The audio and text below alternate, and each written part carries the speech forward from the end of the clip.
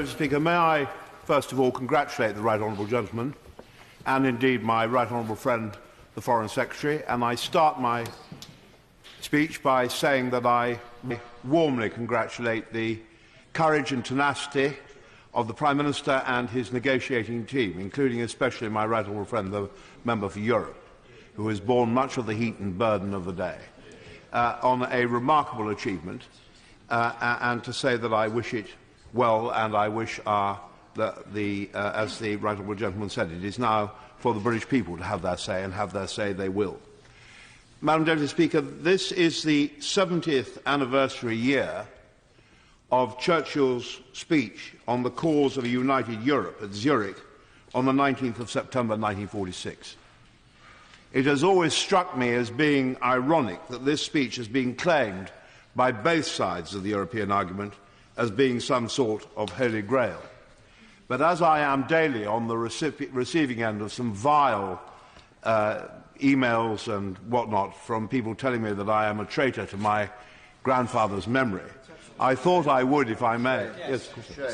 I'm most grateful to honourable friend. Can I say to him that though I profoundly disagree with him on this issue, I regard him with the utmost respect. He's held these views for a very long time with complete sincerity, and that these people disgrace themselves by their insults. Very, very grateful to my honourable friend. Of course, the speech was a speech of great prescience and great vision, and it was also a speech of the most profound analysis. And I will, if I may, unlike most of my other honourable friends and other gentlemen in this House, reflect at a little more distance from Britain's experience of the European Union, and in particular my party's long-standing commitment to the European cause. Madam Deputy Speaker, reflect for a moment on the sight of what Europe must have looked like, the tragedy of what Europe must have looked like in 1945. It's worth the House reflecting on it. It's only in the winking of an eye in terms of time and history. It was only 71 years ago that the Germans surrendered to the Allies and signed the Instrument of Surrender. It was only 70 years ago that the Russians drew down the Iron Curtain on a broken and suffering Eastern Europe. And behind that line, in the wicked grip of a ruthless regime, lay all the great capitals and states of Eastern Europe: Warsaw, Prague, Berlin, Bucharest, Sofia. Most of the rest of continental Europe lay shattered and broken after 6 years of war, for the second time in 25 years. There remained a vast mass of bewildered human beings who gazed forlornly at the wreckage of their homes, their nations, their lives, their families, their possessions, everything that they loved. But from that awful scene of desolation, of sadness, of ruin and despair, little over 70 years ago, something truly remarkable has been achieved, which has brought freedom, security and prosperity way beyond the dreams that anyone alive at that time would ever have contemplated. For not only have the sovereign states of Europe risen phoenix-like from the ashes of 2 world wars, but they have created of their own free will a European Union of 28 members, comprising the biggest and most powerful single market in the world of 500 million people, in which we travel with our fellow Europeans in prosperity, in peace, and in a constantly expanding era of cooperation, prosperity, security, safety and freedom. And when the Cold War ended and the Berlin Wall came down on that glorious cold 9th of November 1989, the Warsaw Pact collapsed into dust without ever a shot being fired. Most of the Eastern European countries joined the European Union, and most of them also joined NATO.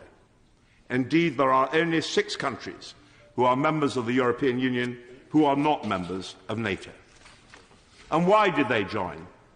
Because, Madam Deputy Speaker, the Europe and the NATO that they joined were and are prosperous, secure and free, and they wanted just as soon as they could to find shelter in those institutions who had benefited from a period of peace, stability, freedom and security unprecedented in 1,000 years of European history, and which would protect them from a still predatory Russia.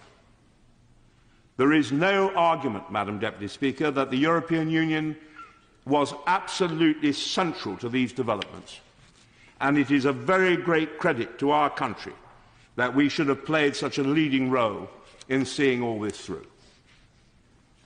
The European Union has achieved a very great deal, but it cannot and it must not allow itself any self-congratulation in these very difficult times. For although we can see that the ice has melted on the landscape of the second half of the last century, and that power in all its forms has shifted and is shifting rapidly and unpredictably, how inadequately most of the institutions of the European Union have coped. This must be remedied. And as we look across Europe, with all the achievements that it has to its name, the pervasive mood is one of insecurity, of lack of confidence and lack of optimism. These are characteristics not only found in Europe. And the troubles of government everywhere speak to the anxieties of their electorates and, sadly, to the mistrust of their politicians, their institutions and their leaders. The public across Europe know only too well that the world of easy answers, instant solutions and declaratory statements are a construct of fools, of politicians and the media. And as power shifts so rapidly and unpredictably, you might almost believe that we are today at the start of a new history. Now, nowhere are these difficulties and insecurities and lack of understanding more obvious than in this country of ours. I am always wary of trying to work out what Churchill might have thought today, because I think it is an impertinence to do so. But one thing I absolutely know is that as the world has grown bigger for Britain, the opportunities greater, the chances more glittering for our commerce and our people. So the people who practice politics and government in this country, and especially those who write about it, have a sadly cramped and limited view of Europe and the rest of the world. So in this campaign, Madam Deputy Speaker, one of our most important tasks, all of us, whatever side we're on, is to remind our fellow citizens that we share a region, a climate, much of our history, demography, our economic space and our culture with the countries of the European Union, something that Churchill pointed out very clearly in the Zurich speech. Our business corporations, our leisure time, our intellectual and cultural life are all intertwined with Europe. We face shared problems in endless comparable ways, as the Honourable Lady very rightly said about all the environment questions at which Europe has been extremely effective. But our political and our deeply shallow media engages with none of this, or indeed with the interests vital to us of our European partners, allies and friends, as the Honourable Gentleman quite rightly said just now. Well, that was the position until very recently. And now that the media has finally woken up, like the great slack monster it is, to the awesome prospect of combat newspaper sales and competition, as each side of the argument tries to persuade our fellow citizens of the right way. Madam Deputy Speaker, I rejoice at the extraordinary achievement of the Prime Minister and what he has achieved in Brussels, and I commit myself to making this case to the best of my ability whenever I have an opportunity. And I am struck by the scale of support for the European Union from British commerce and businesses, both large and small, and most especially in the important letter in the Daily Telegraph yesterday from 4 former chiefs of the Defence Staff and other service chiefs on the great importance of the European Union in the security sphere. Madam Deputy Speaker, I believe that the case to remain is overwhelming on all fronts. But there is no point in pretending that the European Union doesn't face many major challenges which it has to find a better and more effective way of resolving.